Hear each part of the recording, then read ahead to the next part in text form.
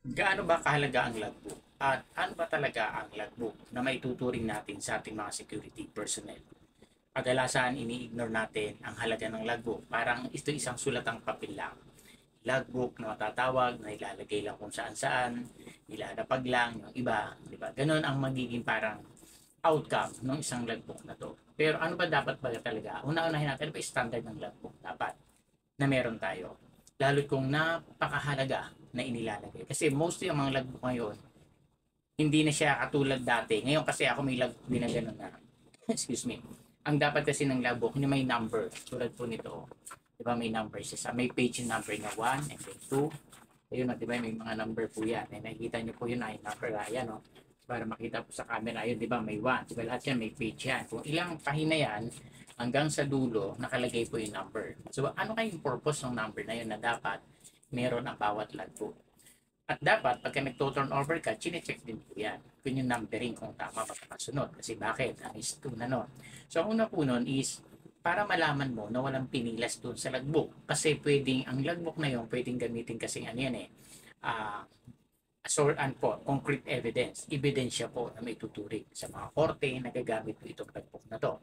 So kaya kinakailangan may number para alam ang pagkakasunod-sunod ng number na yon. Kung sakaling may napilas, dapat may report yan na nakasave yung napilas na logbook base doon sa pagkakasunod-sunod ng numbering. So ngayon po kasi mostly halos wala na. Bibigyan kayo ng sample ng logbook na wala na siyang mga page number. Para siyang libro ba? Di ba yung pahina ng libro may 1, 2 hanggang kung ilan yung page ng number. Di ba? So ganoon din dapat yung logbook. So ngayon halos wala na. Tulad po nito, wala na siyang mga page. Yan, bago pa siya. So wala na. Nakalagay na lang date. Kaya wala na yung numbering. 1, 2, 3, 4, wala na. Wala na yung page number niya. So may mga ganun naman talaga. Pero kung napakahalaga nung paglalagay niyo, mostly dapat yan may numbering. Yun yung pinaka-standard sa logbook. Okay, kung wala man, sige, okay na po yun. Pero ang mahalaga, paano natin gamitin yung logbook. Yun ang importante kasi sobrang halaga po nito. Akala lang natin yung logbook na ganito is para sulatan lang yan, bahala na kung may sulat mo, okay lang. Excuse me, hindi po. Tandaan natin, ito ang napaka sobrang dapat na maging mahusay ang mga security personnel sa paglalagbok. Kasi ang logbook po na to, ito yung paglalagay natin ng mga araw-araw or mga any eventualities na nangyayari sa duties natin, nakatala, nakasulat, nakarecord. Kaya nga mga security, tayo yung nagsisave or nagpipreserve ng mga information. Ano man ang mangyari. Kasi pwedeng magamit to kung sa tayo naka-assign ng company or ano pa man na maging proof para ma-resolve yung isang problema. Ang logbook, hindi dapat ito pinapabayaan lang. Dapat iniingatan, pinapahalagahan. Kaya nga nung time namin at dapat ngayon, kung mahal mo ang buhay mo, mahalin mo rin ang logbook.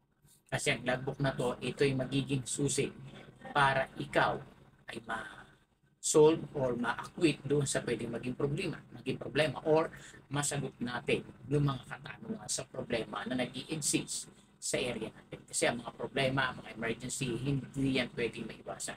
Nangyayari. Kaya nga yung mga security, tayo yung gumagawa ng be-preserve ng any eventualities, any information na makukuha natin during our tour of duty. Itinatala natin dito yan. Hindi man magamit, salamat. Magamit man, andyan pa rin po. Hindi man ngayon, pwede sa mga susunod, magagamit po natin yan. Kaya dapat higit na pakalagahan natin ang logbook na to. Ito yung susi para higit natin mapagtagumpayan yung mga hamon ng buhay o ng trabaho doon sa area of responsibility natin. Kasi ang iba, okay lang. Kaya nga dapat ang logbook, make it neat ang pagkakasulat, simple, and readable. At dapat ang oras niya is magkakasunod-sunod. Sabihin, ang cut lang ng oras, hindi ganun kahaba. Dapat it takes mga minutes lang, mga 10 minutes, 15 minutes, ganyan, magkakasunod kung ano yung nangyayari sa area of responsibility natin. Kaya dapat panatilihin natin lalo mga sa mga security na bago pa lang o kahit matagal na maging mahusay tayo sa pag re-record sa ating mga logbook. Pahalagahan natin, huwag nating hayaan kasi ang iba nakikita ko dyan, ginagawang paypay, iba, ganyan. Tapos ang iba, inuupuan, nilalapag, uupuan nila kasi madumi, uupuan nila. Hindi dapat. Tandaan natin ang nasa logbook, ano ba yung nilalagay natin dyan. yung kaalaman, kakayahan, katalinuhan natin. Ingit, gagawin lang natin na parang wala lang. So hindi po dapat yun.